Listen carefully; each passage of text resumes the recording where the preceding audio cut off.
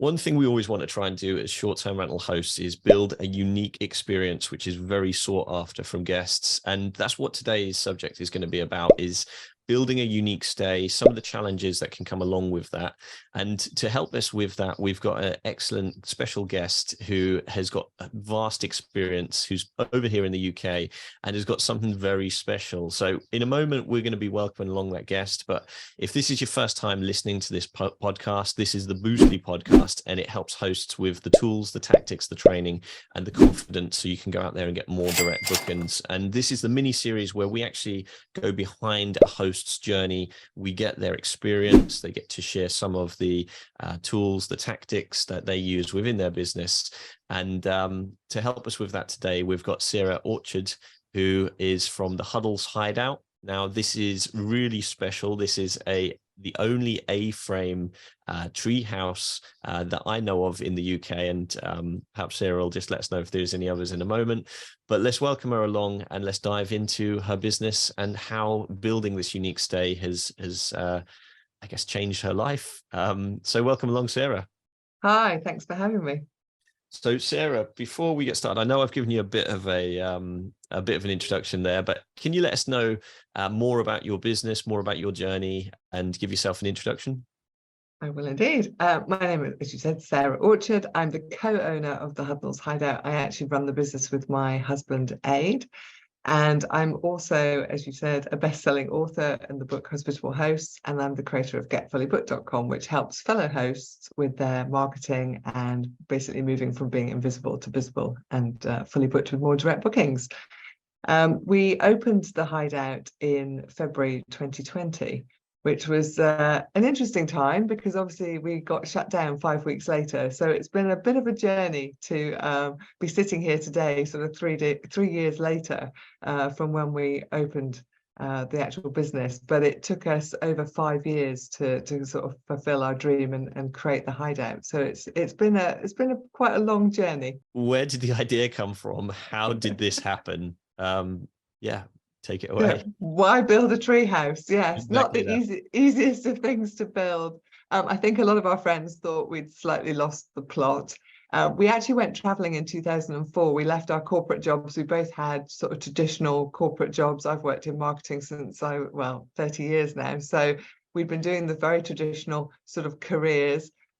We decided to go traveling. We went around the world. It took 6.5 months, and we stayed in some amazing backpacking places, particularly in New Zealand, Australia. And our first treehouse we stayed in Salt Spring Island, which is just off the coast of Vancouver. And we decided when we came back from traveling that we were probably going to emigrate to New Zealand and set up a backpackers. We really loved the sort of quirky accommodation, people using sort of, raw materials, recycling, repurposing things. We didn't really know about an industry that was now called glamping. Obviously, we were just backpacking, but it inspired us. We thought about emigrating, and then we sort of had a bit of a reality check. New Zealand is a long way away, and we had family in the UK, and we thought, well, we probably wouldn't see very many people very often. So we started looking for somewhere to create something different in the UK. So we did a lot of research. We went to things like the Glamping Show, Farm Innovation. We went and visited other people running tree houses, because at that point we really did want to create a tree house. So we went and talked to some other owners, sort of learned from their pitfalls, things that they'd made mistakes, things that they wished they'd known at the beginning. And then we started looking for somewhere to move to, because we were living in Guildford, which is quite a large town not far from London.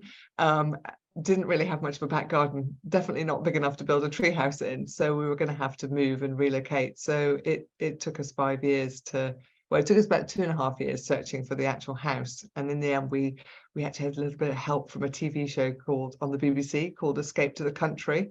And we bought house number 3 that they showed us. And as they say, the rest is history. Did you have any experience with construction, building, tree houses, anything like that? Or is this literally you've come to this absolutely fresh?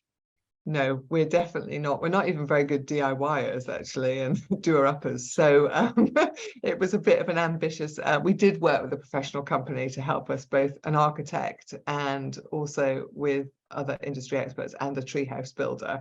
The treehouse weighs 55 tons.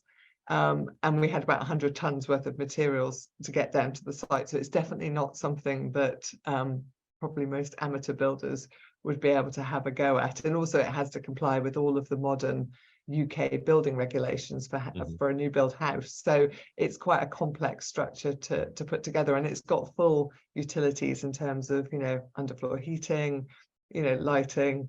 It's a very cozy sort of on grid rather than off grid space. So it's definitely not an easy build. So how many people does it sleep, and who do you tend to host in the property? It sleeps two. It's a very romantic space. So it's designed for couples. We don't accept children or dogs. Dogs mainly from a safety point of view, and also with children, it's got a mezzanine bedroom.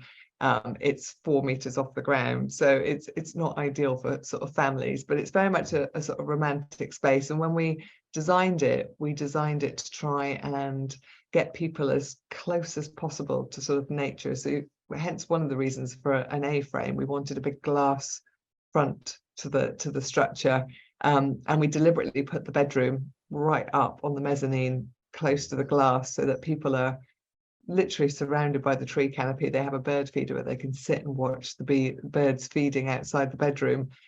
We haven't put things like curtains up so that they actually wake to the sort of sunrise and can see nature sort of all around them. So we've got an outdoor bath, we've got a sauna, they've got a private lookout bar to take in the views from our location because we're on the top of a hilltop.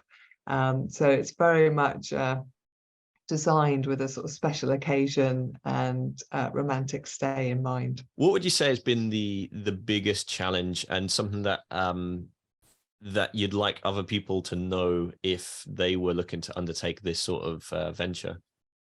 Oh, where do I start? There's so many things. I think do your research. You need to understand sort of who your ideal guests are. Obviously, I'm a marketer, so I came at it very much from a marketing point of view in terms of thinking about who we wanted to attract and building the experience around it. I think often hosts fall in love with a property, or maybe like they're renovating something, and we all do it. We become very obsessed with the actual build process and the renovation process and actually getting it sort of ready for our first guests. And we often don't think about who we want to attract and engineering the experience to them. There's things in the hideout that are definitely you wouldn't put into a normal house. Like you would have curtains, if you were living in that permanently, you wouldn't want to wake up to the sunrise every morning at sort of 4:30 in the UK in the summer. But obviously people are on holiday and they are, we're giving them that immersive experience. So we very much have done things differently to how you would do it if you were sort of, designing your own home. But people often just feel that they've built it and they will come. And the market, definitely, there's a lot more supply now, there's a lot more saturation. So it is harder for hosts and the short-term rentals to get those direct bookings without having to rely on the agents and the OTAs. So I definitely think if you start with the end experience in mind and design the total experience and your property or your short-term rental around it, it'll be successful. Having a blast, gonna get it on the Bruce Lee podcast. Bruce Lee like Bruce Lee, cause it's so hard and the T is loose leaf. Making up those rhymes, don't write it, just do it loosely.